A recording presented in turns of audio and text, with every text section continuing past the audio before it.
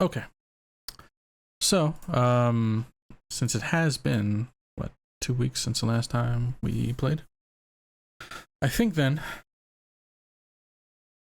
it's best to do a quick rundown of what happened last time to know where we all are, and then we shall jump right into the fray. So, last time we started already on the road, the 5 of you traveling the southern coastal road of Vergon, heading towards the Red Vivarium. Now, while you may have gathered together and shared a common goal in reaching the Red Vivarium, the motivation for each of you is different. It is said that within the forest there exists a small sanctuary that serves as refuge for the various political refugees of the Civil War, but also those outcasts who might refuse to kind of mingle in with the more modern societies that surround. Within the sanctuary, there are rumors of great artifacts, some looted from the various abandoned laboratories left behind by the necromancer Corbiano, as well as other items of interest. In any case, putting your reasons for travel aside, you all traveled along the coastal road until night fell, all the while seeing columns of smoke in the distance around, but choosing not to investigate, focused on your path to the Vivarium. Settling in for the evening, all seemed well as you all fell asleep until an individual seemingly stumbled upon your encampment. Dorina, the first to spot this individual and offer assistance, as it was quite obvious that they were injured. A young country soldier of sorts, their armor clearly worn and scarred from battle. He informed you all that he had fought against Corbiano's forces, but had been routed and essentially just escaped with his life. You all shared some words, offered him some rations, and although a bit weird on the exchange with each other, patched him up in the end. However, he didn't want to stay the evening through, and so thanked you all before leaving, continuing on his path, basically heading off in the direction, the same direction that you would be traveling the following day. You would all wake unbothered through the evening to the next day and continue on. Wasn't long before one of the large columns of smoke appeared on your path directly, a small village that had been laid low and burned. As you rode in, there were numerous bodies around, clearly cut down, attempting to run away. For the most part, it seemed things were finished here as well, but Donina, again, you pulled a cloak over a body to reveal a perfectly alive person. They jumped up and basically kind of started talking and rambling, mentioning that they had to hide, just in case. The warriors that came through took no prisoners, as it was obvious. Chester, though, had gotten a strange impression from this person, and would pull you away, Dorina, insisting that it was time to go and not to be bothered by all of what's happening. The road you traveled was clear, and so you told the strange individual that he need only return, the path that you had just traveled. But the person wouldn't really relent, insisting that they had to continue forward the same direction you were heading. The second person, you now have business in the same direction as yourselves, but never traveling together. Either way, as you gathered together, you left this person behind, traveling along until you reached the edge of the forest. And as you pulled the wagon to the side, you decided to let the horses freely graze. One of them spooked and dashed directly into the forest while the other ran away. And so, with this decision made, you all traveled in, the oppressing darkness of the forest making it quite difficult for those without additional help in sight to see where they placed their steps. And as you continued further in, the darkness got heavier and heavier as the light from the forest edge started to dim. Deciding it was time to light a torch, Nyx would have reached into his bag and essentially found one and quickly setting light to it. While doing so, however, revealing this rather large creature that had somehow maneuvered its way between Dorina and Mac and was now holding a grip tight onto each of their hands, a strange, long-limbed, quite tall, and almost like stretched out body. And so, let's see. With that, as this strange creature kind of just stands holding the two of your hands, squeezing so hard that it hurts yours, Max, they kind of turn their head, and I'll say that the first person to truly see this creature's face is Dorina, which is this long kind of extended jaw, visually this creature looks very humanoid, but it's almost like the head and upper torso just kind of fused together across the shoulders before these long white limbs that just kind of hang freely down to the ground, as well as the rest of the slender kind of hunched over body. And so with that, let's see. Let me go ahead and switch on over to the appropriate that's it. Perfect. To the appropriate map. Made this battle by myself. Hope you guys have enjoyed. Very fun. One thing I want to make note of before we jump into it, the space between the trees. I mean, I just like place these trees pretty haphazardly. So the whole like 5 feet or whatever. I'm just assuming like if you wanted to get through, like, is there a good one here? Like for instance, like over here, if anybody can see it. If you wanted to like sneak through there, you'd be perfectly able to, right? So I just don't want anybody to be like, oh, what the fuck, like the tree stumps are more for like looks rather than anything else, right? Providing cover, all that stuff. So, all right. So with that, as the creature kind of stands tall, still, both hands kind of wrapped around and crushing, specifically Max. Dorina, your hand is not yet being crushed, but you can feel now as you see the creature kind of turn and look towards you, getting a full visual of the creature's face. Yeah, let us go ahead and roll initiative. Again, as always with Pathfinder, if you would like to choose a different skill to roll, because the baseline is perception. If you'd like to use a different skill, feel free. Just let me know how you use whatever skill you decide to do. Just narratively describing how you jump into the fray of combat.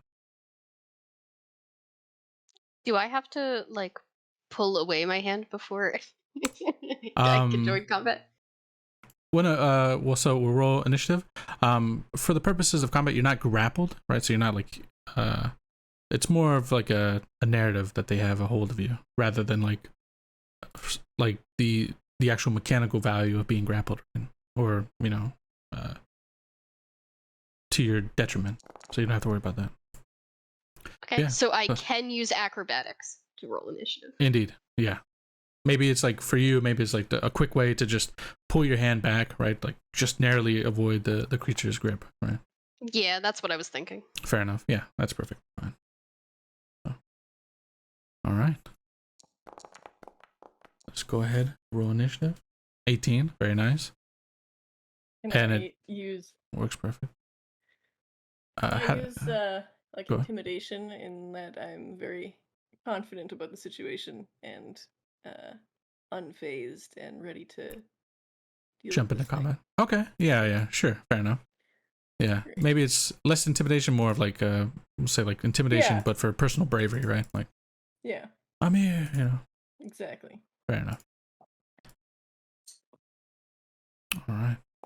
So very nice. Okay. And last but not least, oh, terrible roll, and it goes last. Very fucked up for me, but okay. All right. So, as we jump into combat with this, let me go ahead and get some music going on my end. Sorry, you all don't get any good music. That's thank YouTube for fucking up all the bots. Okay. So, jumping right into the fray, Mac. I mean, your hand was the one being crushed. So in this moment, right, you initially have like the first reaction out of everybody as you just rip away your hand for the moment, trying to gain control over the situation and what's happening around you. So, as we begin, what is Mac doing? He's gonna, out of like instinct, he's gonna have to draw his rapier. Okay. That. Fair enough. So, first action, draw. Perfect. Yes. And then I think I'm gonna strike at this guy.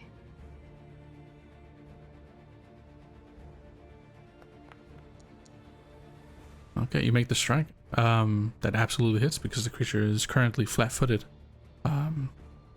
Being essentially on both sides, flanked by Dorina.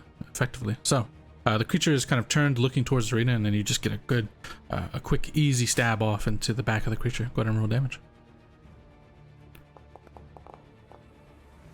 Very nice. All right, so. Damn. Absolutely. All right, so you get a quick stab off. You still have one more action. What would you like to do? This is the hard part. Yeah. I think I want to try to trip him. Trip. Okay. Just so you know, trip does have a multi-attack penalty, right? Because it is technically an attack. So you can attempt to trip him, but it will come with the, I believe, minus 5. Yeah. Yep. So whatever you roll will be at the -5. How do I add the -5? Yeah, either so that when you target, you go to action and like click trip, for instance. Sorry. Does it automatically add the -5? No, it won't. So I believe whenever you click the athletics part, where is it? Honestly, it's -5. I think we can just do it mentally, right? Rather than like putting it into the whole thing. The circumstance or whatever. Okay. Yeah, it would be like circumstance, but it's, you know, if it's easier to just roll straight and then just, you know, figure out. So that would be a failure with the -5 on top. It is thankfully not a critical failure. So yeah, you get the stab off in the back of the creature and then you kind of go down. Try to kick the leg underneath it in some way, right? Like, yeah, try to distract it or something. Absolutely. Get it onto the ground. Yeah, fair enough. So you just kind of, we'll say you kick at the leg of the creature, hoping that it kind of like, you know, the momentum of your leg will kind of sweep it out from underneath it, but the leg just stands firm, right? And you just feel the bone of yours kind of crack against it, hurting you just a little bit, but not too much. So, all right, so that is all 3 actions, and with that, we have the big cheese up next. What's going on? Yes, Chester. How far away is Mac? Dumbass. He's not far away. So Chester's. Did you call him that, or? Yeah. Okay, just making sure. Yeah. What's your fault for being all the way in the back? Yeah. We gotta stick near each other. I have to make sure I'm actually in range. Okay, good. So move for 1 action, and then I'll cast a heightened Spirit Link. Spirit Link, okay. Maccabee. Fair enough. So, Spirit Link, taking its pain. When you cast a spell at the start of each of your turns, if the target is below, it regains 2. What difference between if the. But you lose as many. Okay, so. Yeah. And it's heightened because it's my signature spell, so it's 4 hit points. 4 each turn. Okay, so each turn, as long as Mac is anywhere below max HP, they'll regain up to 4, and you'll take however much damage that might be. Yes. Okay, splitting our twin sustenance. Fair enough. Okay, so perfect. And that is heightened, so that is what the. Okay. So moving and then the action to cast. Okay. All right. Up next. Poop. It's saying that I already have my rapier drawn, but I think that should be one of the actions to actually draw the rapier. And then he shall... Yeah, 1 action to draw, for sure.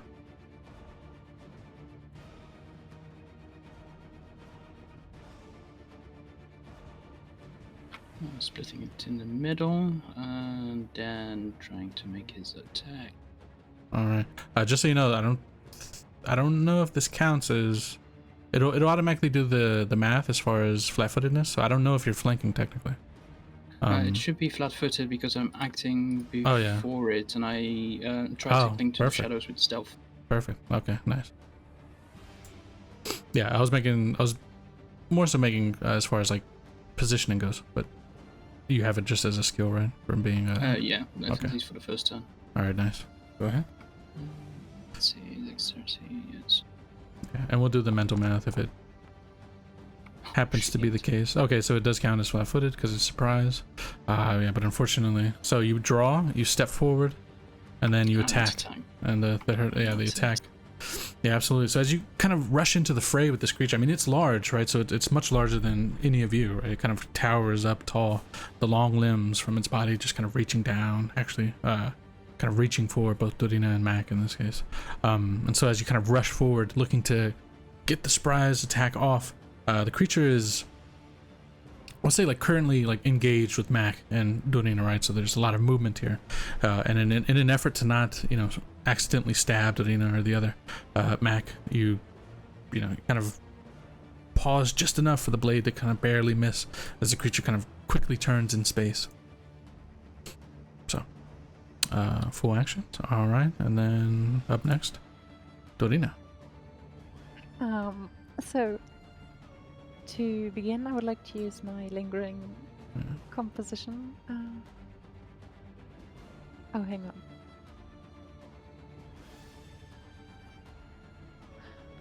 Do you know where my focus points are? Let me see. You didn't I've got add them for me, and I had to add them myself. Really. Oh, okay. Focus. Oops. There you go. Okay, so you should have 2, right? Yeah, because your focus pool is 2. So if you look at where your occult focus spells are, you'll see focus pool. The way you do that, like plus and minus as you use it, is just right click and left click. Oh, okay, I've got it. Fair enough. Yeah. So what I wanted to do was first cast the lingering composition of it. Okay, so in composition, you got a flourish. Cantrip. Okay.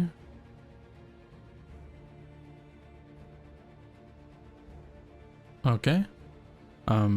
So you have to make a performance check here, correct? I think so. Let me just find it.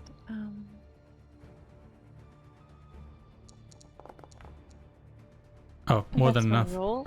Okay, so yeah, so that's a success. Okay, so then when I'm casting the Inspired Courage cantrip, that should last for... Is it a critical success or just a success? It's just a success. So it would last for 3 rounds without having to be okay. sustained, right? Yeah, okay, Perfect. that's great. Nice. Alright, so 3 rounds of Inspiring Courage. So you inspire yourself and your allies with words of tunes or encouragement. You and the allies in the area, so which is 60 feet emanation, so everybody, gains the Inspire Courage. So let me drop it on everybody.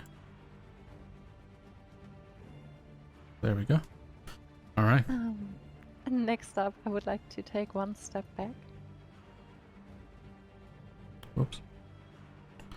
Okay, so you look to escape the creature's range? Absolutely. Yeah, and last but not least, I would like to use 1 spell to do a small hand movement to cast Fleshy Disappearance. Flashy disappearance? Okay. So I should become invisible just for a second. okay, absolutely. So you become temporary invisible and undetected to all creatures unless... Alright, nice. So let's do this. There we are. And with that, I would love to stride over here and attempt to hide based on the tree. Fair enough. Alright, so go ahead and give me a stealth check with a +2 status bonus.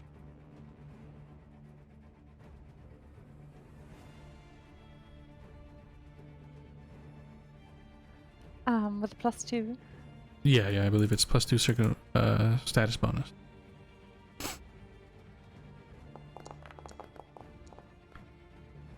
Alright, so that's with an additional, so it's a 15 total. Absolutely. Okay.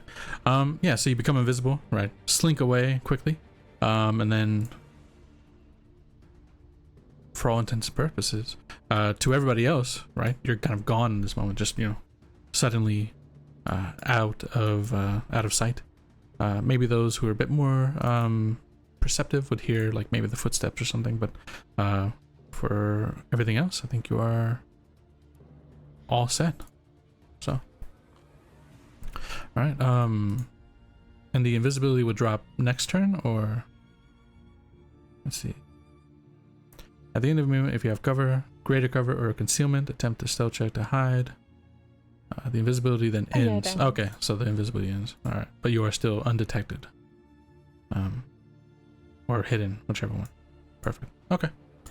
All right. Nice.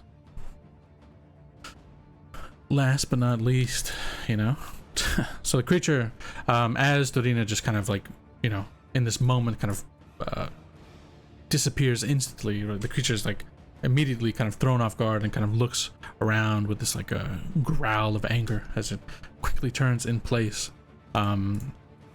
So, whoops. All right. Since the two of you are the closest, it's gonna be 1-2 for Mac, 3-4 for Hoot. Unfortunately, oh sorry, I've still got your character picked. So. No, Right. not Dorina. All right. So, turning in place, the creature is just gonna quickly spin and just strike out with one of these long, pale limbs in your direction. Oh my god, dude! What the fuck? Okay. I think in every combat so far, it's been a critical on the first strike from the creature on Saturday, and now this one. That is fucking crazy. All right. This is rigged. Oh, and You're fine. instantly out. No. Instantly, yeah. You're Okay. fine. It's You're perfect. fine. It's perfect. It's perfect. The creature's not that good. So, with that, yeah, all of you see just Hoot for a moment standing tall, striking out at this creature before the long limb just kind of reaches over and just basically swats you down, right? Just straight to the ground. Your weapon falls from your hand to your side, and Hoot crumples. That is the creature's first action. It is going to take a secondary action to seek as it looks around, looking for Dorina. Oh no. And its head turns and it looks right at the tree clearing where you have hidden Dorina.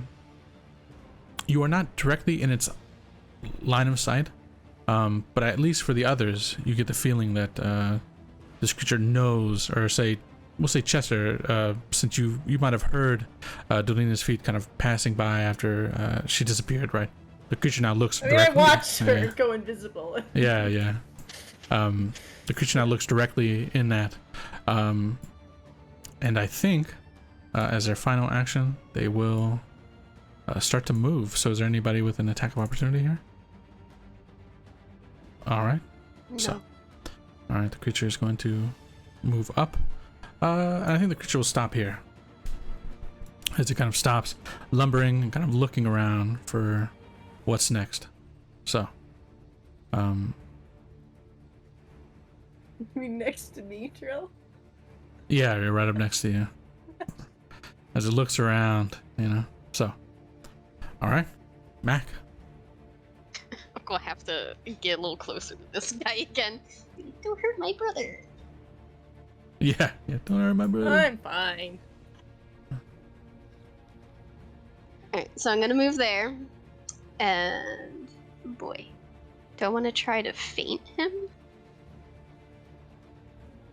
As a term, or as a bit of advice, I think if you stood one over, you would have flat-footed. You'd be flanking. I'm not sure if you're flanking here, because the way it is typically it has to follow through like two lines, imaginary lines. It has to break through on each to reach. So I think you would have to be here. Oh, okay. Can That'll I give do you a that? benefit. Yeah. Because you moved the same amount of space. There's not any more movement. Yeah. Alright, so now he is flat-footed, right? Yes, I believe so. Okay, yeah, I think I still want to try fainting him, though. Yeah, absolutely.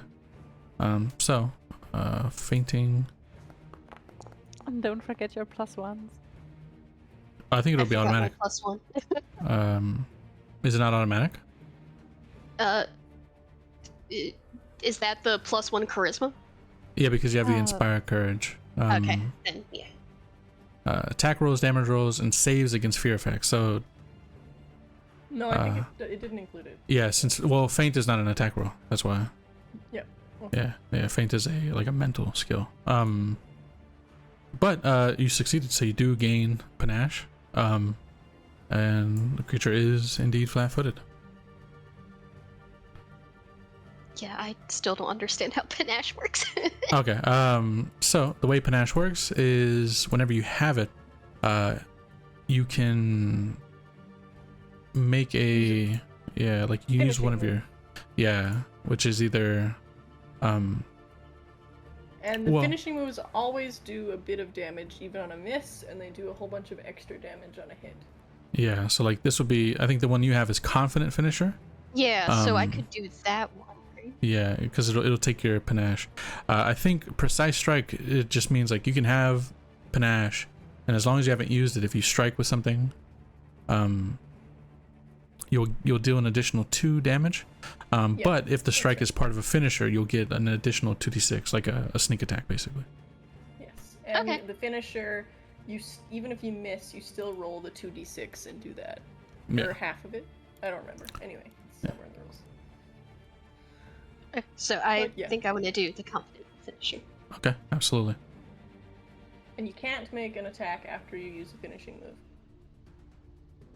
Well, I already used 2 of my actions anyway. So. Okay.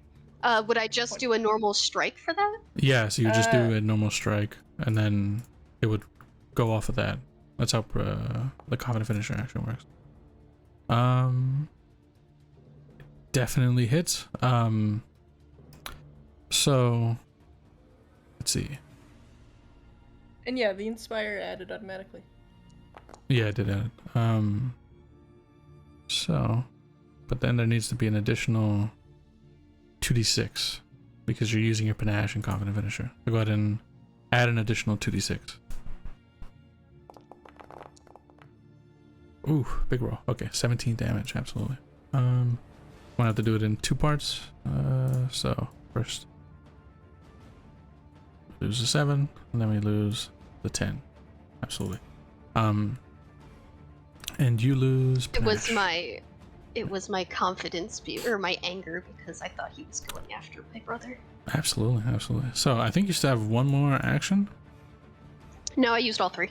I moved and then I did the feint and then I attacked. Oh, correct. Okay, perfect. All right. Yeah. So, Mac, you just the first strike that you got into the back of the creature when it was more focused on Drina, you learned from that one, and as you step in, you felt like parts of the body that were maybe a bit more resistant to the blade, and so you find the way with the second one, and you just really dig your rapier through, and the blade will actually pass through the body of the creature. And as you pull it back, the wound is very obvious. There's a large amount of like thick purple fluid escaping from the wound, both in its back and in its stomach. So, Chester. Chester, seeing poor Uncle Hoot down, is going to stabilize. Okay, Yep, using the perfect. Stabilize spell. Still Alright. unconscious, but is no longer dying, Absolutely. so that's good. So, no And longer dying. then Chester will. Where are you, Drina? Good. Drina's visible now, right? Well, you have Or to. I think Yeah. technically you would have to seek and look for them. Okay. Yeah. Like, Alright, anyway, so Chester's going to cast as well guidance on dear old Mac. okay. +1, so guidance to Mac. Oh, the Inspire Courage should stay. Okay, it does. All right. And that's 3. Perfect. All right. Very cool. Dorina. Oh shit. The Inspire Courage fell. I'll put it back on everybody. There we go. Although I think There we maybe, go. yeah, I think maybe it ends on Hoot. Not sure. So, first of all, I would love to utter a little word to soothe Hoot? Hoot's pain. Yeah. All right. So that's gonna be 2 of my actions. All right. Spell effect Soothe. So the target regains 1d10 plus 4 when he casts a spell and gains plus 2. Jeez. All right. There we go. Stacking them up. 14. I mean, he did go down in one hit, so Yeah. he deserves Okay. a little pat on the back. All right. So I think with the healing now that you're above 0, you're no longer unconscious.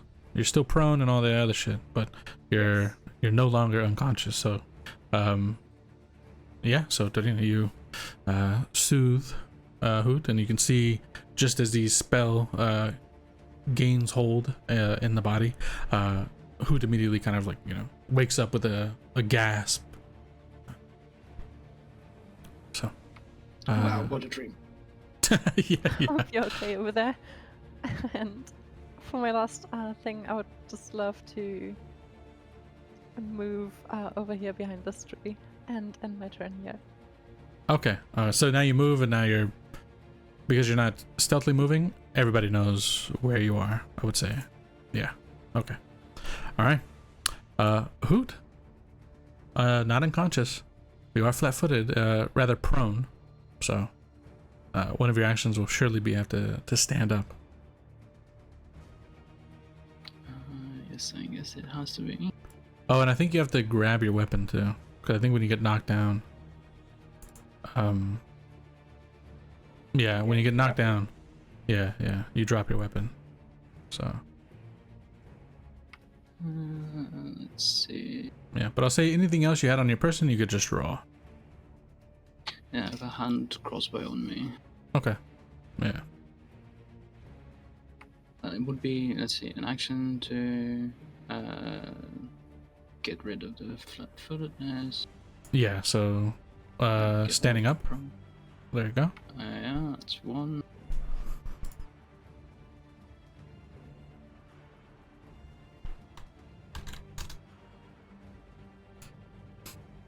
All right. So you stand up.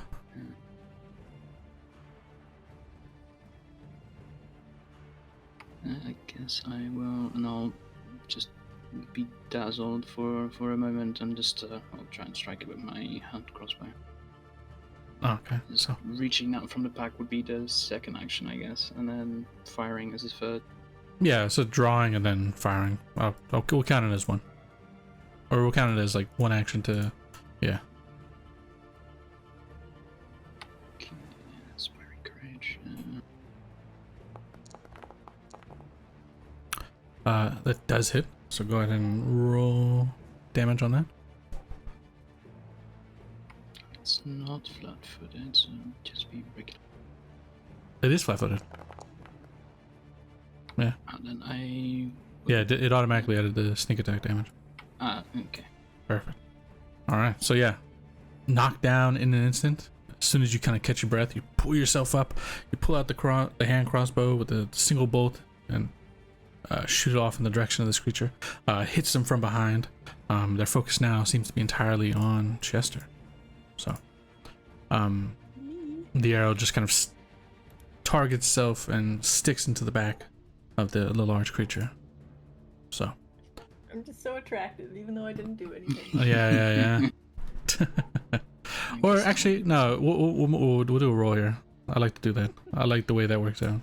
All right. So, creature, it is now its turn. We're gonna do 1d6. So 1, 2, Hoot, 3, 4, Mac, 5, 6, Chester. All right. So Beats the shit out There of we food go, again. orange. it'd be so fucking funny. Okay, Mac. So the creature will turn. I did just beat the Yeah. hell out of him. Yeah, absolutely. So, the creature will turn and, instead of looking to club you with the arms, it's actually going to, with its long, extended jaw, reach out and look to grab onto your shoulder, biting down into you. And so, Oh my. that will hit. So first you will take, wow, absolute minimum damage. You'll take 5.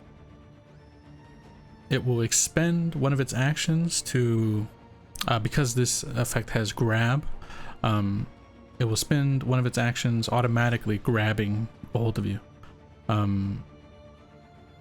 So you are grabbed by the creature. Essentially its jaws are kind of locked in on your shoulder. And it can no longer use the body part that is using to grab, so it cannot bite anymore. But it leans back and it actually lifts you up off the ground, its teeth sunken deep into your arm and shoulder. It can still use its arms. And I think, so, bite, grab, I think, yeah, I think it will, in this case, I think it will just flail its arm backwards towards the other twin. Like using it basically like this long whipping club. Oh, and it just completely whiffs. You easily just duck your head down. You don't even have to duck your head down very much, Chester, but the arm just kind of goes swinging by with the heavy sound. As one last note, as the creature ends its turn, after having kind of given this haphazard swing like a club, it actually now grabs Mac with both hands, kind of starts to dig into, holding on to, we'll say like the upper parts of Mac's thighs, with its jaws still firmly. It looks like it's going to start to pull. So, Mac, it is your turn. Is there an action I could take to attempt to not have my shoulder ripped apart, but like get away from him? Yeah, you're gonna attempt an escape check. So Okay, one yes, action that's to what I would- escape. Yeah. I think to do that, it is simply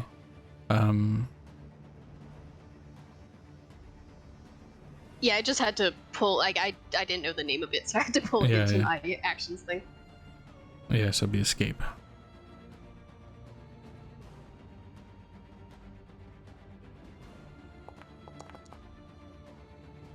Uh, 23, absolutely. So, you as it grabs a hold of the upper part of your legs, you really sink in and kind of just shove your hands against the creature's chest, right? Just putting space between you and it, and you can feel, I mean, the teeth are sunken in well, but you can feel a few chunks of the meat ripped away from your skin as you have to just force this creature's jaws off of you. But you are let go and you are no longer grabbed. Sweet.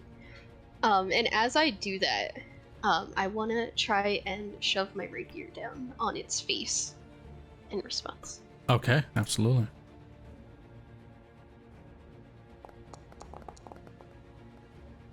Big hit. That is a critical hit. Go ahead and roll Oh, critical that's damage. exciting! I Yeah. think this is the first time I ever got a crit. And it's specifically because of the Inspire Courage that... I rolled normal damage, no critical. Yeah, that's fine. We'll go ahead and roll critical. Sorry, sorry, all you were good. saying? But no, you specifically got this crit because of the... Wow. You specifically got this because of the Inspire Courage that Dorina kind of initially played with the tune. And so... Thanks, Dorina. Absolutely. So, very nice. So yeah, describe the killing blow as you rip your body away from this creature's jaws, and then you just lift the rapier above your head and shove it down into the creature's face. Yeah, I'm gonna take the, like, as I'm kind of kicking, because I imagine I would be, like, kicking myself off of him. Okay, yeah. As, like, I'm escaping. And then he's gonna take his rapier in both of his hands and just drive it, like, right into its forehead. Okay, yeah. So, you drive the rapier down into the creature's head and you actually hang onto your rapier, right? Not letting it go. The creature, like, momentarily kind of stands, uncertain as to what just happened to it, right? It's still reaching out, kind of wildly, kind of trying to grab a hold of you. But as the hands kind of get onto your sides, it just doesn't have the strength anymore. And a few moments later, as you're holding onto the rapier still, the creature will just go face down, and you will land softly on your feet, ripping the rapier out of the creature's head as it falls lifeless in front of you. This purple, thick liquid just kind of escaping from the wound in its skull and pooling around the body immediately. So, you all have survived. So we will go ahead and drop out of initiative.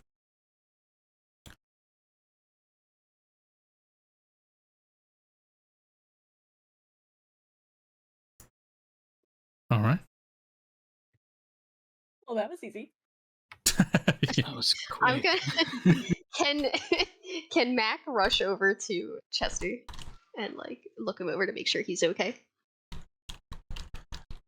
Absolutely. Didn't even hit me. It Yeah. didn't even hit me. Yeah, you rush right over, worried about your brother, right? Because the creature just, had closed in on, but you didn't see any attack done to Chester, so yeah.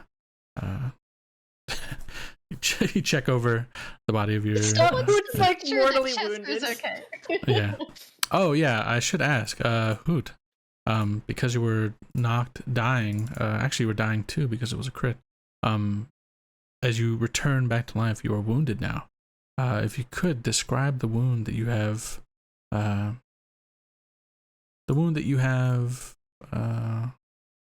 would it be? Incurred from this combat.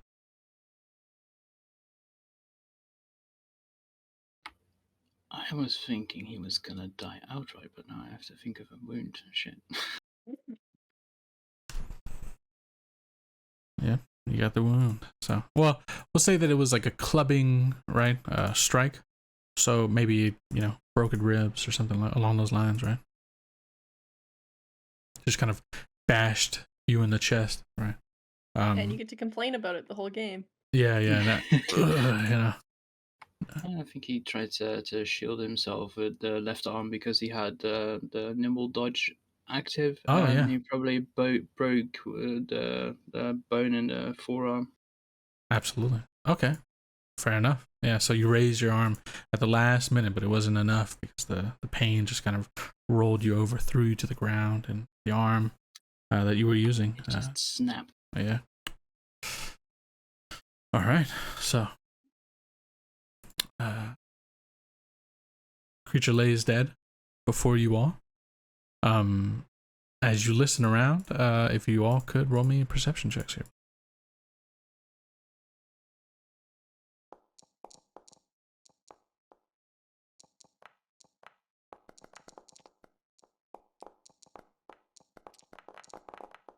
Okay. I do like that Mac and Chester have the same roll. Yeah, seriously. Twinsies. Perfect. Very in tune. Yeah. So, for everybody involved, there's a strange quiet, right, that follows like a battle like this, right? Hoot especially, having gone down, right, been blasted with this heavy blow, to now like be back in the middle, in consciousness of everything going on, and now this creature just lays before you, completely quiet, dead, and just this slow trickling bleeding of this strange, like thick purple fluid. Hoot, you for sure with the 25. As you listen in, you know for a fact that much of the life in this area, the wildlife of this region, has gone quiet because of what has happened. Like it's unnaturally quiet. You don't even hear like the normal sounds of nature that you might hear, which could be a bit concerning, or it could be, just knowing that everything is at least still, nothing is rushing towards you or anything along those lines. Would it be sort of the disturbing silence? Like he has a background. He grew up as someone in the woods, having been raised as a forester at first, so he would have spent a lot of times in the woods. Would that be like the unsettling silence, or just more Yeah, of I your mean, regular day to day? it's definitely unsettling. Yeah. Right? Because even moments before, you were hearing like natural sounds of wildlife, but with the combat breaking out and this creature being felled, right now there is like a sudden stillness to the forest, which is unsettling. But I guess the benefit of it is that you don't hear anything getting closer. Although I guess part of the paranoia or fear could be that you don't hear anything getting closer. I think he's just gonna move towards the tree and loosen another bolt into the creature just to be sure. After that, knock to the head. Absolutely.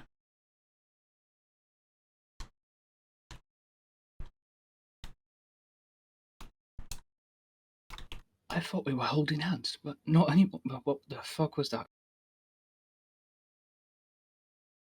Aw, you were holding hands? Certainly quite unusual to see something like that out here. Could I try to perhaps compare the liquid pouring out of it to anything known to me, perhaps to find out what exactly I'm looking at here? Fair enough. You can make one of two checks. You can either go with occultism or you can go with medicine. I think I'll take occultism. Okay, absolutely. I'm rolling bad today. 16. No, this isn't a bad roll. With a 16, as you inspect the creature, I mean, obviously the blood of this creature is strange. It's much thicker than your typical, the typical blood that any humanoid in Ekros might bleed. Blood is very thick, and the coloring, right, off coloring. I would say though that as you wait some moments, right, really inspecting this creature, kind of studying this the blood of this creature, as the creature lays dying or lays dead, I should say, as the blood settles outside of the creature's body, you'll see the shade of the blood slowly start to come around from a deep purple to more of like a dark red crimson, which to you is very unnatural. I don't know if you would have ever encountered something along these lines as far as like what you could compare it to.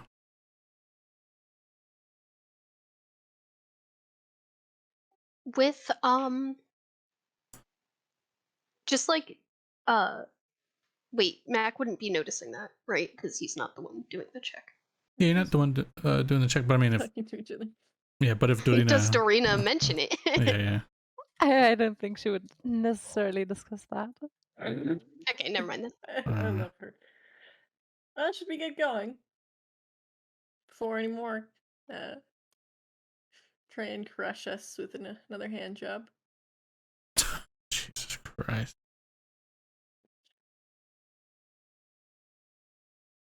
After everything, looking around, go ahead. Would you allow me to at least collect some of its blood for, later research? For sure, absolutely. Take like a small vial and Oh, right, okay. put it to the wound, letting it like slowly fill, before capping it off. You will note, I guess, that despite kind of putting a cap on it, as it sits in the vial that you collect it with, it still turns that red crimson color, so it doesn't maintain the purple quality to it.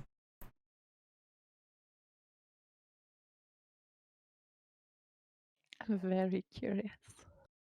All right, so you've slayed the first abomination of the red vivarium, and so with that, deciding to just get back to it, right? You finished it off, everything's good. So back to continuing your path forward. Absolutely. Okay. So Someone's gonna have to like tuck Nyx under our arm as we walk. yeah, we'll see. Fair enough. Carry him like a potato sack. Yeah. Okay, so you get back to it, right? Immediately leaving behind the body, right? Don't do anything to dispose of it. You just leave it where it lays. The forest will take care of it in time. So as you all continue back on the path forward, Mac, are you still leading? Do I have the torch? I would say, yeah. We could say you take the torch if you would like, or anybody else could take the torch if they would want to. Does anybody else want to take the torch? No. I Who definitely should take do the not torch? wish to take the torch. Who should be the torch bearer? I'll take the torch. He'll be in less danger that way. All right. All right. Who Because he you take? leads us. Okay, so who has the torch? Mac's gonna stick close to Hoot for that, just so he can like actually see though. Okay. Absolutely. Yeah. We'll say you all stick closer together rather than spread out as before. Yeah, but I can still take the front. Okay. Absolutely. All right. And so, yeah, you all continue on your way. I guess the question is here, Hoot, since you are also the torch holder, but also the one most familiar, maybe, with the outdoors. Maybe it is on you to lead the party forward. So, if you would like to give me either a nature or a survival check. Survival, yes. All right, yeah, because maintaining distance and, well, not necessarily distance, maintaining direction here is quickly becoming difficult, right? Without immediate access to the sky above you, right? Where in the sky the sun may be, and how to judge whether you're heading the appropriate directions is a bit thrown off. The healer's kit should have a needle, right? And I could probably get some liquid there, make some some weird compass. We'll see. But either way, let's see what the roll gives. 17. Okay. Absolutely. So you. There we go. So okay. So, leading the way, Hoot. Your arm essentially throbbing in pain from the break that you know you have somewhere along the bone within. Either way, it does not distract you from your path forward. As far as the direction of this sanctuary within the Red Vivarium, you were told to just make your way to the forest entrance and then head in, and then make sure you are heading east once you make your way into the forest. And so doing so, you know the direction that you're having to head. You do not get lost. You do not lead the party astray, but quickly, what path that used to exist, or rather that did exist as you made your way in, separating right the forest and this small kind of a footpath in, quickly goes to nothing. You are just essentially walking through the woods like naturally, with no set path in front of you leading the way. But either way, you still know what direction you have to head, so you can keep the general direction taken care of, although you don't have like a designated walking path to ensure your way. So as you all travel this way, do you stay kind of bundled up together? Do you kind of spread out? Because you all know you're going, you just have to make sure that you're following the direction that is leading you. Manchester are walking side by side, I think. Okay, There. walking side by side. Little tails interlinked.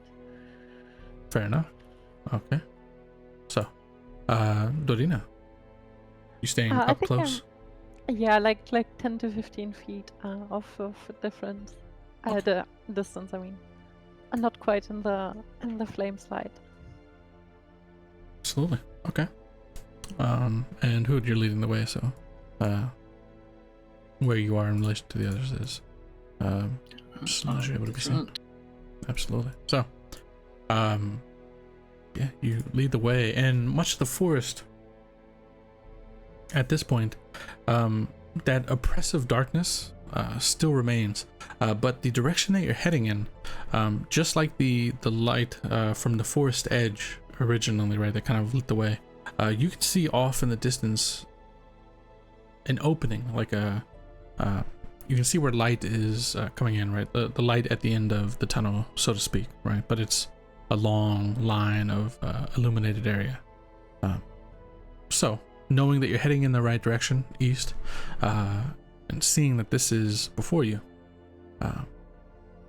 it is all too easy, right, to just make sure you're heading towards the light. And so, as you push closer, the light illuminates more this area, and you can see the strange kind of, almost like a blanket of sorts of this red, leafy kind of undergrowth that is spread. The actual undergrowth itself colored directly red, not it is not just a kind of a glare that you would see. There's actual discoloration, and so as you draw closer to what you presume to be like the edge of this forest or whatever, where the light is heading in, as you get closer, you realize that it's actually just the forest opening up, right? There's just more space for light to kind of break through the canopy, and for you to more easily kind of navigate and see where you're going without having to worry about the torch. And so, after about, we'll say it takes about, from the moment of the fight to this moment now, probably 2 hours of travel, as you just kind of huff it through the forest. As you reach this clearing, you look around, and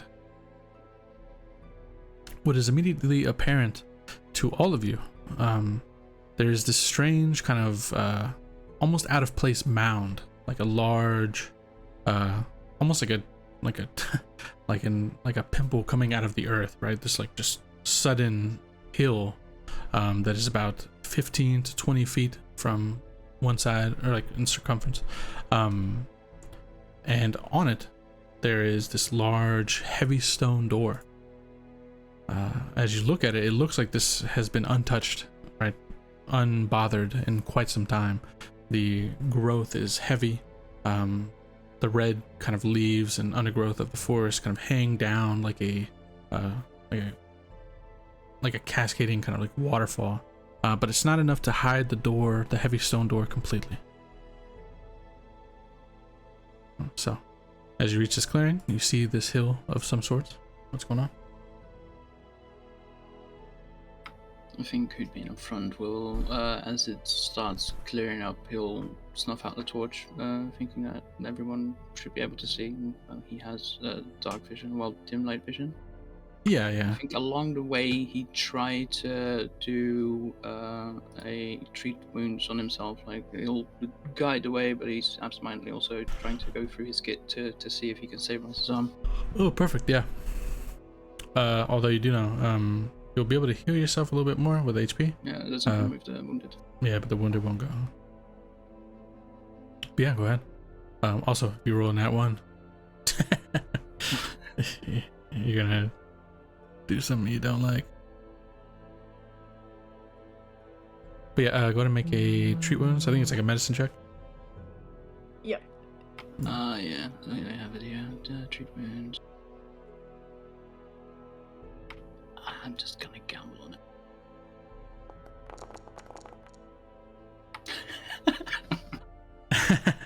Oh no! Well, I told you it could happen. You take 4 points of damage. I stitch a bandage to my own arm. No, Are you know you what? down again? No, he's not down No, I'm again, up. thankfully. Yeah. So I would actually say, because it's a broken bone, maybe you're trying to reset it, right? And you think like, okay, here Yeah. I've got the angle, and so you kind of maybe you put your arm between two branches of a tree, right? Two limbs, and maybe you're thinking like if you kind of No, hang on. Do we want Hoot to be incompetent, or do we want the twins to somehow fuck it up? oh yeah, I guess that could be Negligence. rather than it being who's Scare me. incompetence. Yeah, is it are you in the middle of doing this when one of the twins, We offer to set the bone for him. Oh, perfect. Yeah. I'll try and explain, like, okay, hold it like this, and Yeah. just like that, and just pull back. Okay. And as Instead, we just punch his arm. We don't realize how it's actually like broken, so we're still fucking around. And we Yeah. just crush his limb. Yeah. you go to set it, and then you turn, and instead of setting the bone, you actually twist the arm, right? And it just curls in pain.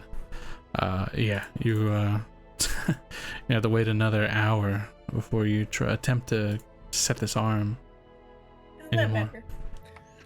That was the wrong way. I'm sure it'll clear up. Yeah, we'll try to push it down, I'll be okay. Okay. Oh, fine.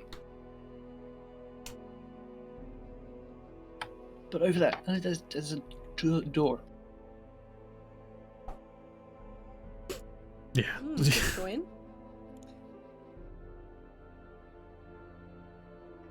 I mean, just stepping through doors uninvited can be considered quite rude. Perhaps we should wait a couple of minutes to look around and grasp what is truly going on here. Or you could just knock. It looks kind of cool, like a burial mound. Oh, question. Since Chester and Mac were linked, does Chester lose 4 HP and Mac gain 5? Or gain 4, rather? It Oh. technically happens at the start of my next turn, which never happened, but I would Oh, be okay. happy. I would be happy to do that if Trill would allow it. Yeah, Mac, if you want to, I think it was it 4? It was 4. Yeah. So, Up to 4, yeah. Okay, so yeah, you could be up to, where are you at now, Mac? I'm gonna be at 19. 19? Okay. I was so at then- 15. I was at 15. Yeah, I mean, if you're okay with it, Yes. Chester, then Yes, I would prefer to get the benefit of that spell because I can't cast anymore today. perfect. All right. There you go. Okay. So, you, we'll say that happens immediately after battle or something, right? Like, Yeah. as the one tick of that spell. So, yeah, you have this strange kind of heavy stone door kind of built into this large dirt mound that is very out of place for this clearing, right? As you look around, you don't see any other clearing, or like in this clearing, as you look around, you don't see any other like large earth mounds like this. Hester's just gonna knock on the door. You step forward and you just knock. Yeah. Absolutely, yeah. I mean, it's This is what Dorina suggested. fair enough. Yeah, so it's rude to just walk in. you step forward, knocking. It actually hurts your knuckles to knock against this stone door, but as you go to knock and kind of bang against it, you actually feel it kind of move, like if it was cracked open. See, they're letting us in. Jester's gonna grab Just- Max and we'll just start going inside. As Chester starts walking inside, though, Mac's gonna call out like housekeeping. All right. So you swing open the door, you pull open the heavy stone door. I guess all four of you roll me perception check here, as the air that comes from this mound is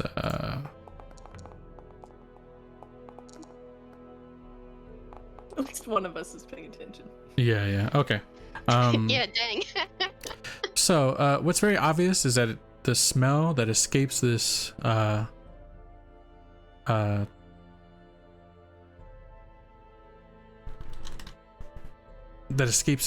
don't know, whatever you want to call it. It has like a rancid smell to You it. can call it a tomb. Yeah, this tomb, I guess we can call it a tomb of some sorts. But Mac and Hoot, the two of you, as the smell hits you, you know for a fact that that there's something long dead within. It's the fresh smell of death, kind of, for what might be sour or, you know, like strange to both Chester and Dorina, to Mac and Hoot. You know that if you go in here, you're gonna find something well along and decayed.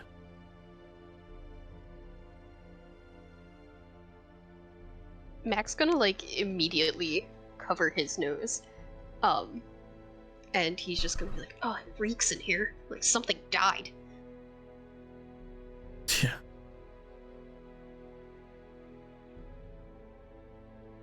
Well, that means it won't hurt us. Let's go find it. Do you frequently go looking for corpses?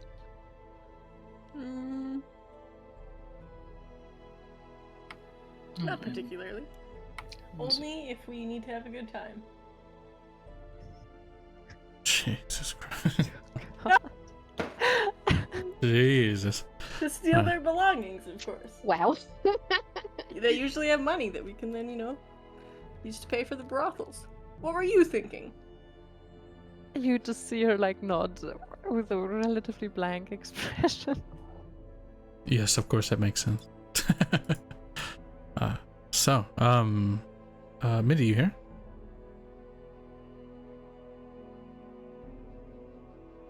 He's in voice, but not talking. All right. As you get your mic situation sorted out.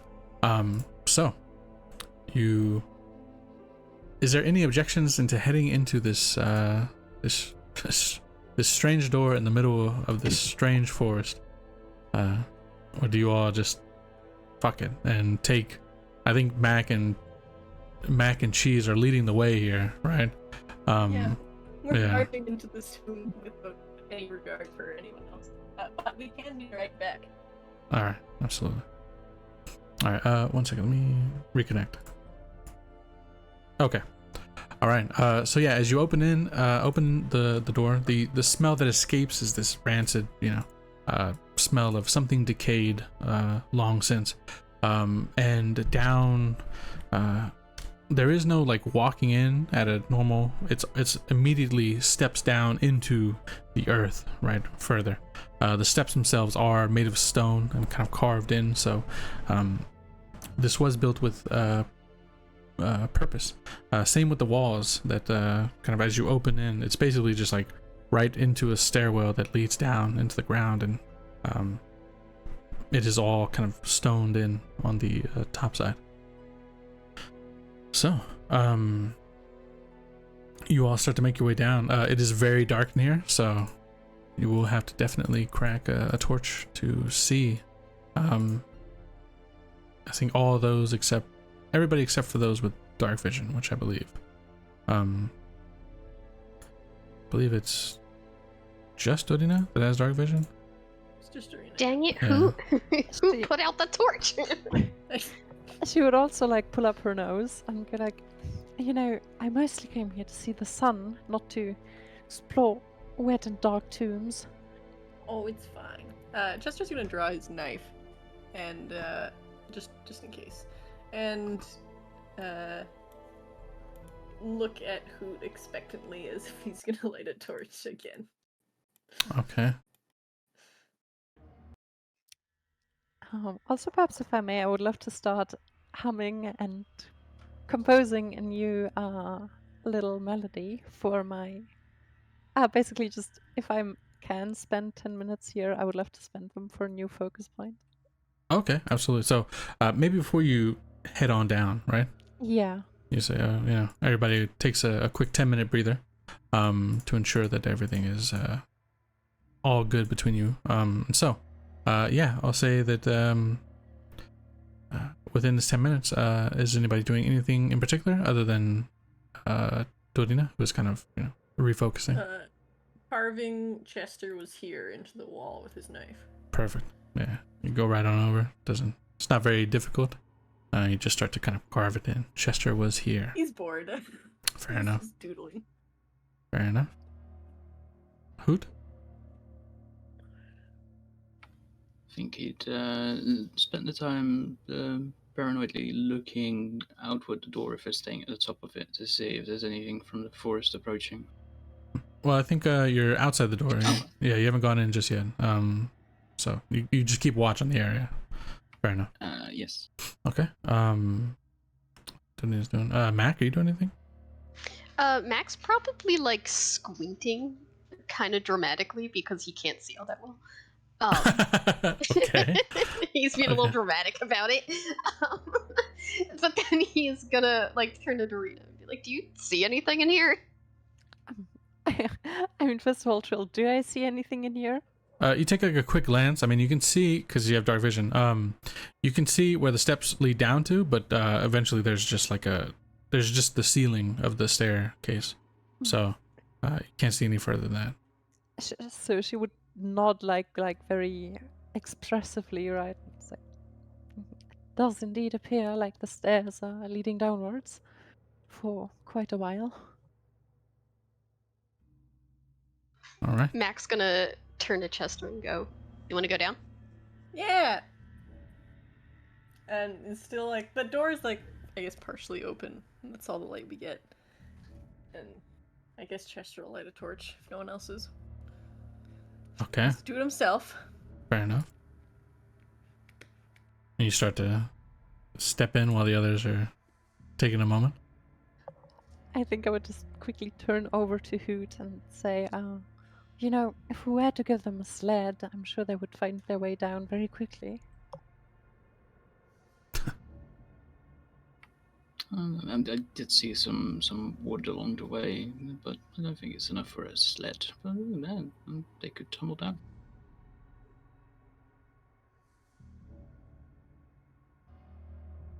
All right. I guess also taking out a torch because it was a bit darker than expected. Fair enough. Okay. And so, Nyx, as sorry to be late. Okay. But yeah, Nyx is more than happy to follow them into the tomb. Fair enough. Okay. All right. So a few minutes will pass, right? Enough for Dorina for you to refocus, to kind of center yourself, and so you all start to make your way down into the depths. You have 2 torches going. So. Wait, I thought who? Wait, did someone else light a torch? Did I miss that? Chester Yeah, I has guess one. so. Yeah, Chester has one. And We're going down together ahead of everyone else. yeah, and then Hoot has Oh, one. okay. So yeah, Sorry. so yeah, leading the way, we'll say rather impatiently is Chester and Mac, as the 2 of you start to head on down before the others, and We're then skipping. Down the Yeah. stairs. yeah, skipping down. Yeah, it's a tight squeeze. You're having to you're trying to skip, but you're also kind of worried that maybe your feet might give out from underneath you because it's pretty steep heading down directly into the ground. But in any case, Metaphorically, we're skipping. yeah, maybe you're like dancing down the stairs, like Yeah, jauntily Yeah. sort of. yeah, stepping fun. like the Joker How movie. narrow is the staircase? So it's just enough. I mean, the 2 of you, if you're walking side by side, you're basically like crammed shoulder to shoulder. It would be That's more fine, comfortable. yes. Yeah, they're used to that. Yeah, it would be more comfortable to go in single file, but if you want to, yeah, you can squeeze up next to each other and start to make your way down. Okay. I think that Mac's gonna be like half a step in front of Chester. Okay, absolutely. Just so we're not 100% crammed, we're just like 90% crammed together. Yeah. Okay, fair enough. So the two of you head before everybody else, but quickly following behind is Nyx, Hoot, and Dorina. You start to make your way down. Dorina, you already have dark vision, but the torches now kind of illuminate this area, making it very easy to see. All five of you would notice as you start to make your way down, the smell just grows in heaviness as you get closer and closer to the bottom step. The stone of the staircase leading down is very, very rudimentary, right?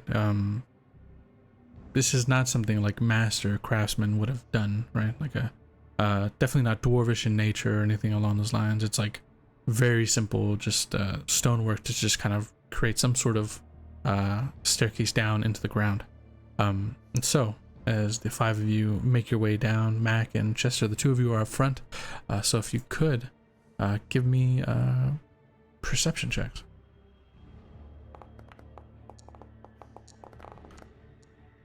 Wow. We're getting a lot of double rolls. A lot here, of huh? 13s. Yeah, a lot of 13s and a lot of... me and Chester. Perfect. So, you are both aware of this.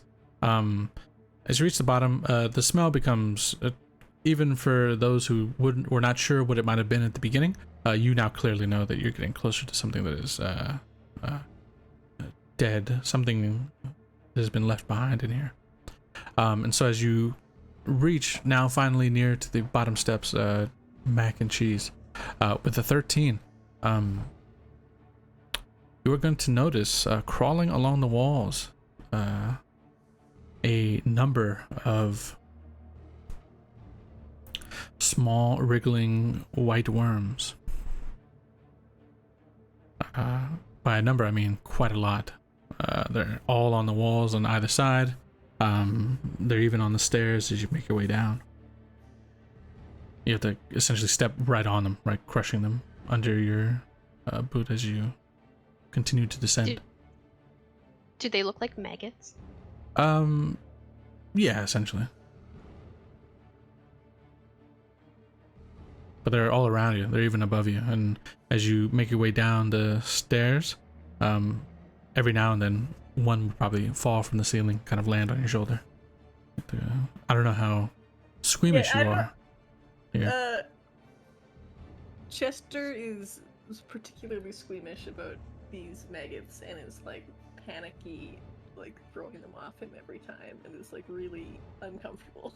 Okay, yeah. Every time one drops, you go right, and you just immediately brush it off as best you can. Mac, how are you feeling about these? He doesn't look particularly happy, but can I study them? Can you study them? Absolutely.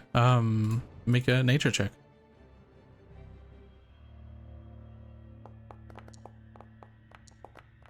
An 11. As you look at them, as best as you can put it, these are very, very run-of-the-mill from your experience, right? Nothing is in particularly unique about them. Nothing's interesting about them. Yeah, nothing's unique about them. And so with that being said, as you, despite being bothered, Chester, you all... Yeah, Chester's gonna have Matt give him a piggyback ride so he doesn't have to step on them. Okay. So you like has his coat Okay, over his Oh, man. All right, Mag, you have to carry your brother. All right. This is Hoot's job. What could go wrong? What could go wrong? Indeed, what could go wrong? And so you continue to press forward. Eventually, it gets to the point where Nyx, Hoot, and Dorina, as you're catching up to the two twins. Yeah, as you're catching up to the two twins. Yeah, you start to see the same things. You see these on all sides, and you can see where Mac and Chester have already kind of stepped through and kind of crushed a number of them, but they still persist along the walls and along the ceiling, and where they didn't step, they still persist. So, as the three of you start to make your way down, is there any comments or anything like that? This is so disgusting, she would exclaim, and kind of take a look at you to gauge how willing you are to actually keep going into this.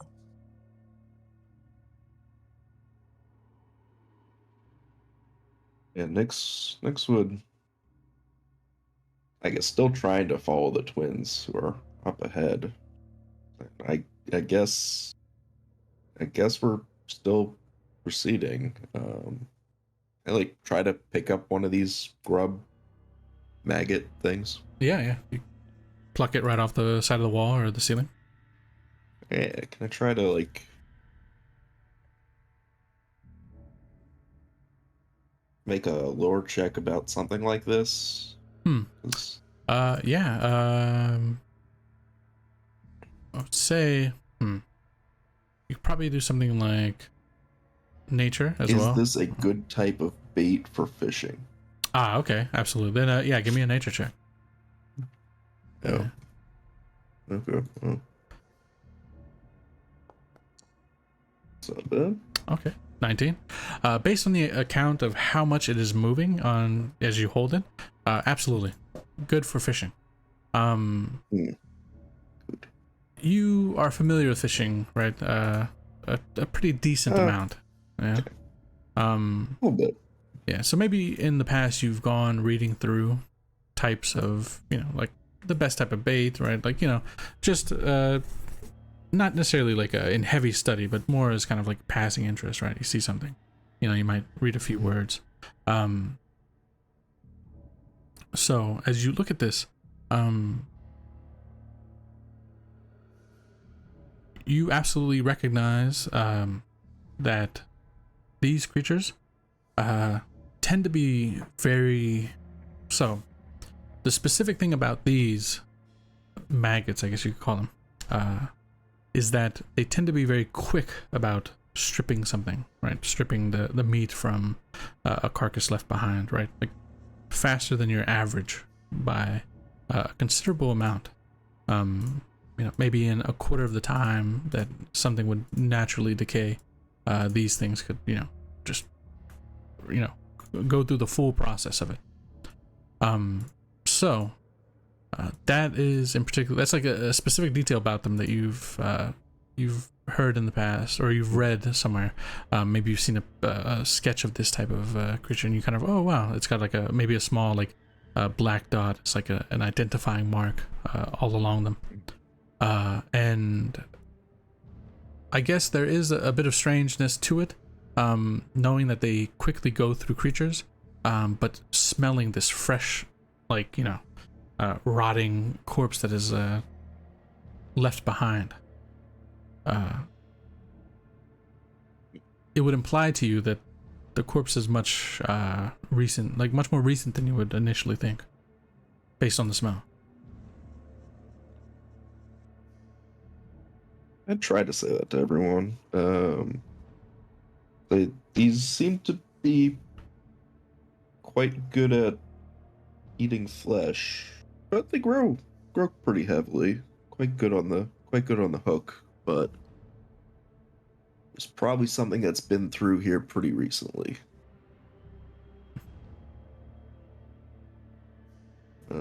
Continue following the twins. Okay. So we're sharing that information for the others. Mac and Cheese. You reach the bottom of the stairs, and leading in front of you is very tightly packed hallways, either going directly straight or moving directly to the left, as you shine out the torch in hand to figure which way to go. The one to the left, and again, all along the floor, coming from the left, are these maggots, right? All along the ground, the walls, everything. The other path, much less. Yeah, we're gonna take the non-maggoty path, I think. Okay, absolutely. One thing to say though about the maggoty path, about halfway down the hall, which is about 20 to 30 feet, you see where the floor, whatever was there before, has collapsed, and you can see the maggots are definitely climbing out of that.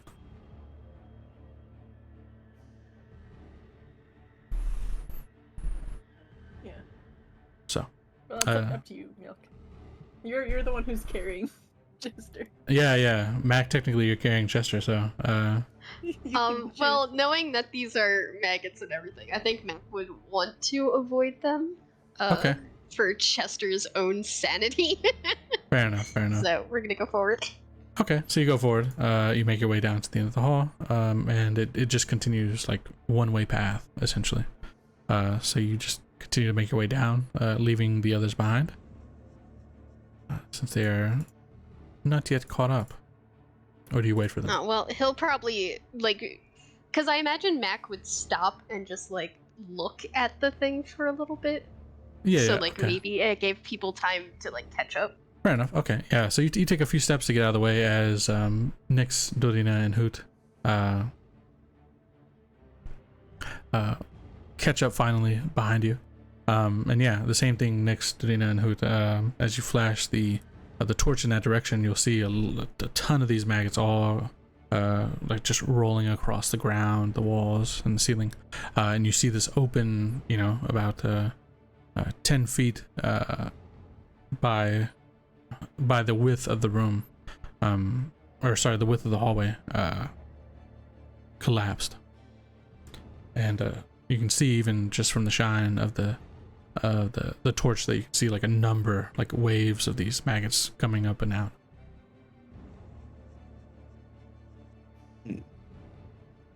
Well, do you want to take a look with your torch, or?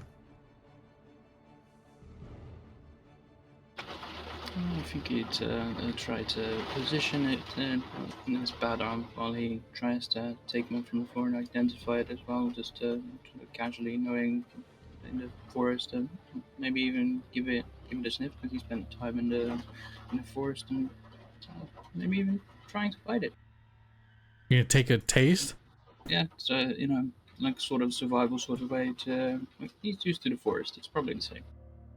Okay. The way you said it, Trill. All right, dude. Yeah. So you pop one back, and give it a little crunch.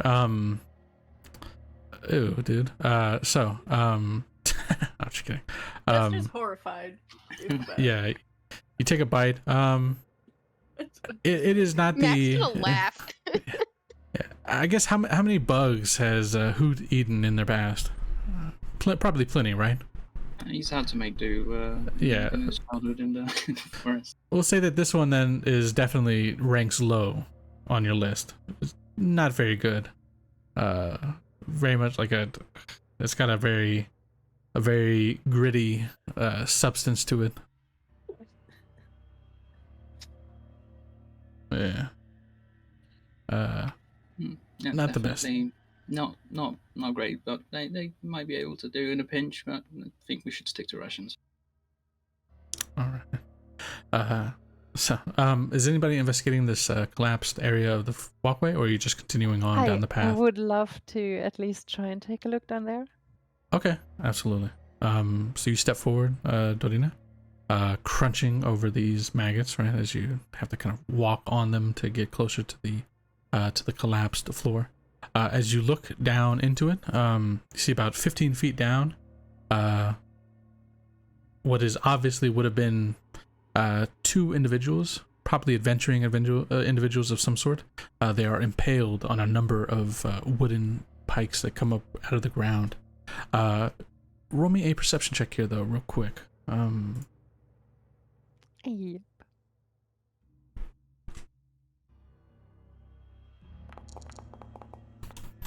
Oh god. Unfortunately.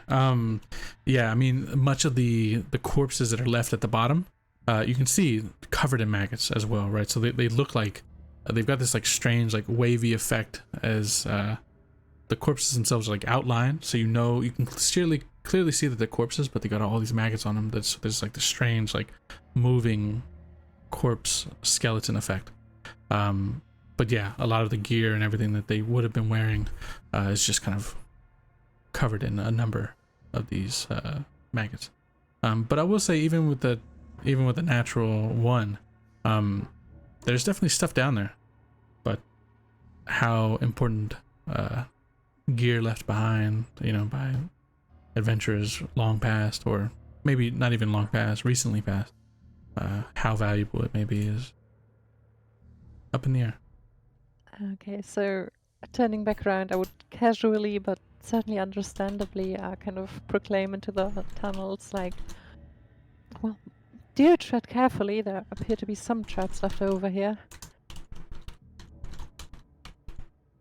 Hmm.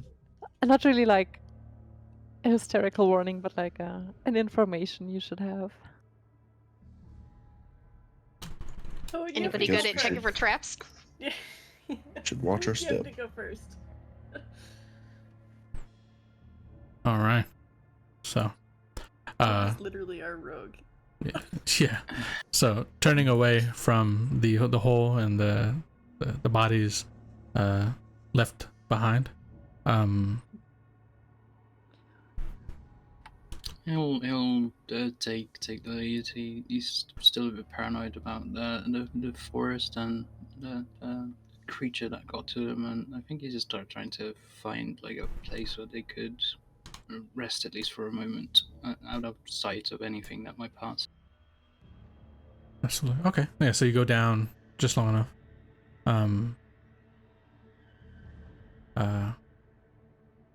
You head on down, getting away from the maggots a bit, right? Following the path forward, seems safe.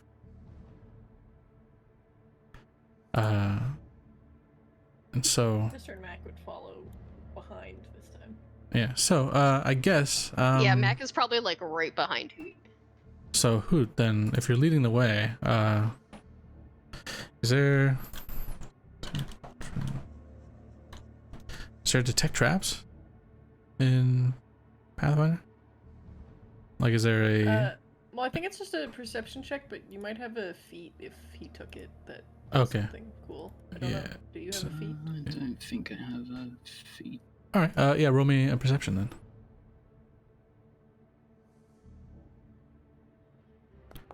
It's seek, yeah. As you move forward with the understanding that there could be traps in this place, right? You try to keep an eye out as best as you can, wielding the torch, as well as leading the way for the others. And so you continue down the hallway, and nothing interesting happens.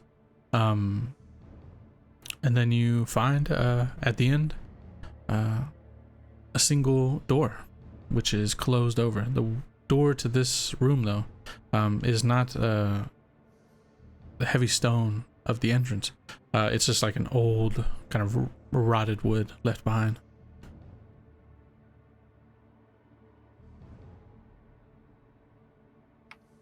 We're far away from the maggots now, right? Yeah. Okay, yeah, check to repeat down then. Do you want the honors again of knocking? Dorina said it was the polite thing to do, so I think we should knock first. Okay. So Mac's gonna knock this time. Yeah, Maggie, step up and you knock. Yeah, I'll knock this time. There's no response as you knock against the.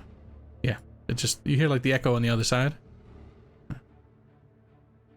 but yeah, no other sounds.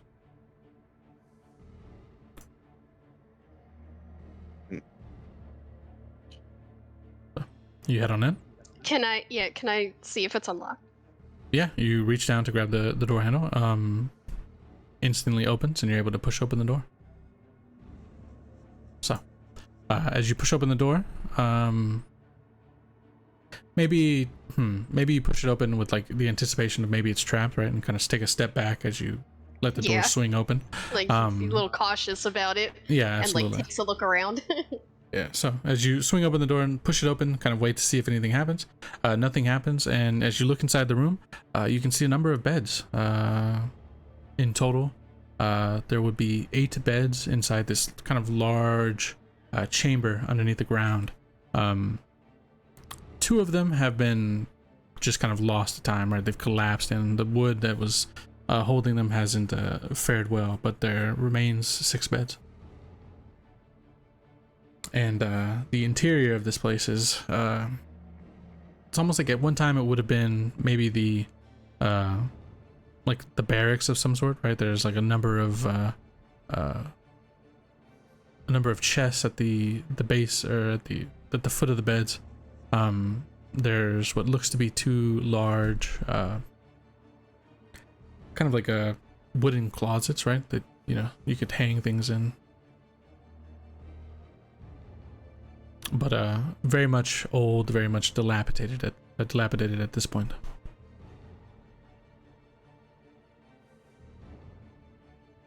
So, probably gonna regret this. Can I can I very carefully look inside one of the chests? okay. So you head on into the room, and you make for the closest chest and start to try and see if you can open it. Yes. Okay, perfect. What is everybody else doing? Chester is like taking his boots off and like making sure there's no bugs on him. Okay, yeah, fair enough. Yeah, And, you know, just like going through all of his clothes. yeah. You took a few steps, so you probably have to kind of slam the boot down, right, to kind of scrape off, maybe on an edge or something. Okay. Yeah. And the rest next to Dina. Yeah, Nix is going in the room.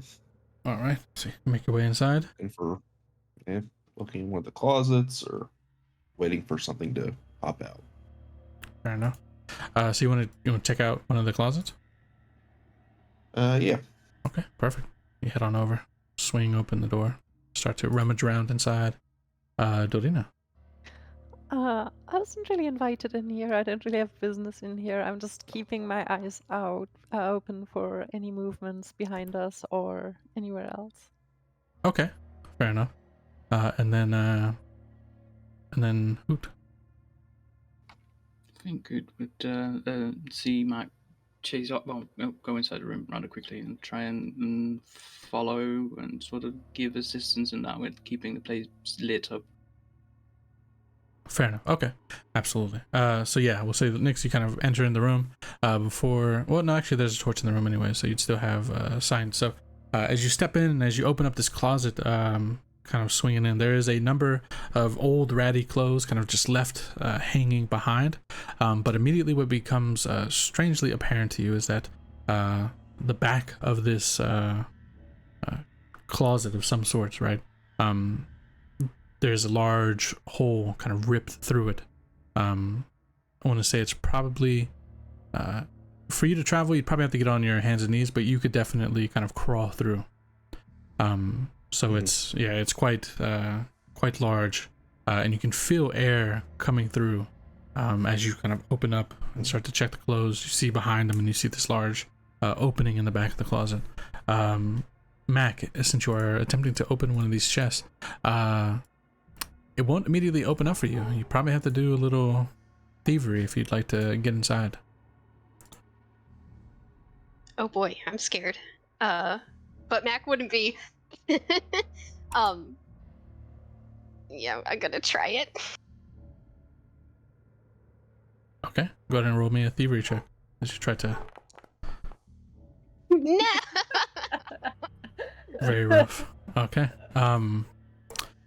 So you're attempting to kind of lockpick your way into one of these chests, right? Doing the best you can. Absolutely. And Dorina, you said you didn't go into the room. You stayed by the door and you're listening out. Yep. Okay, so for you, then it is extremely obvious. You hear it echoing off the walls of this strange tomb that you're in, this rather like piercing, screeching sound, and you hear down the hall, the direction that you came, you hear scratching. like blade in stone, kind of dragging itself through. As you hear that sound, Mac, you pop the lock. You've opened it. You swing open the chest to take a look inside. I want to say he does it like kind of like cautiously, but with that one, I don't think it's gonna be very cautious. Yeah, you try to, but maybe the sound of the screeching pierces through the halls, and it goes like as you're midway doing it, you're trying to do it slow. It startles you enough to kind of open up, like throw it open, and then you hear this small mechanical click, and you feel this piercing point in your stomach as you're leaned over this chest. For you, Nyx, as you're standing at this door, and as this opening inside of the wall, as you kind of recognize, you don't recognize what it is, but it definitely something made this, and you hear the collapsing of dirt and earth, and scratching sounds as they approach from the hole in the wall. And so, It does sound like we're getting a very unfriendly visitors soon. Here we all kind of head inside, and then Chester would sort of shut the door behind them. okay, so you pull Dorina in and you close the door? Yeah, Chester just kind of grabs her and, like, we shut the door. Okay, so you grab Dorina, pull her into the room. That sound that's coming from the hole, Nyx, it's getting louder. The scratching, the sound of earth falling, whatever is drawing itself closer is getting very close, and you can see it. You can't see it directly, but you can hear it approaching and getting closer and closer, and at any moment you know it's about to burst through this hole, whatever it might be. And so, what are you doing to prepare yourself for it? Holding my spear back and being ready to stab whatever comes out of it. All right, so you got the spear in hand, ready, kind of aim towards the hole. Absolutely. Chester, you've pulled Dorina into the room. Are you trying to desperately throw your boots back on? Yeah, like he like puts his shoes back on. Absolutely. And Mac, as this piercing has happened in your stomach, you kind of reach down and you grab a hold of it. And it's this small dart that is embedded through your armor, whatever it might be, directly into your flesh. And that is when you get this strange, like, momentary, kind of like the room is spinning effect.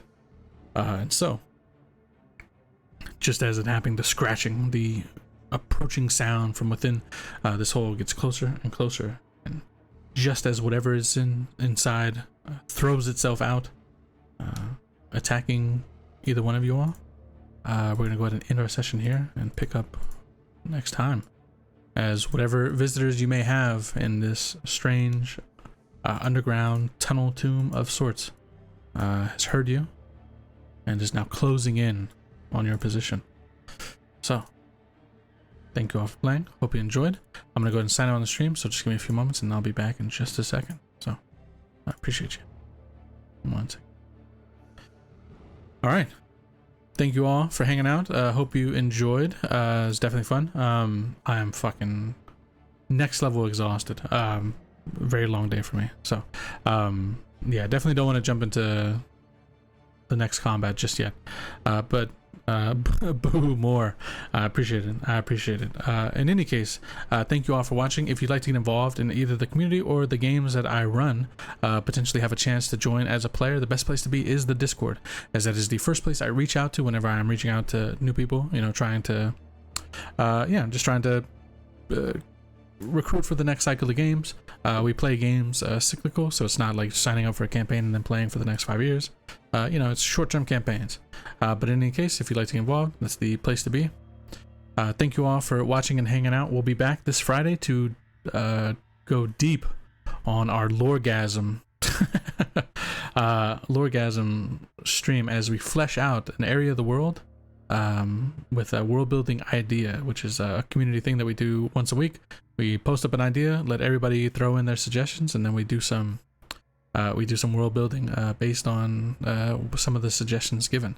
And this one is a major revamp to an area where we are introducing a hive mind rat group, as well as an expeditionary force and all kinds of crazy shit from what I've read so far. So if you'd like to get involved, best place to be is in our Discord.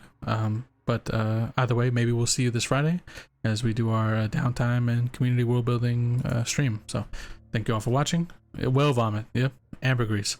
Hope you all have a good day or a good evening, depending on where you are in the world, and maybe we'll see you next time. Peace out. Later.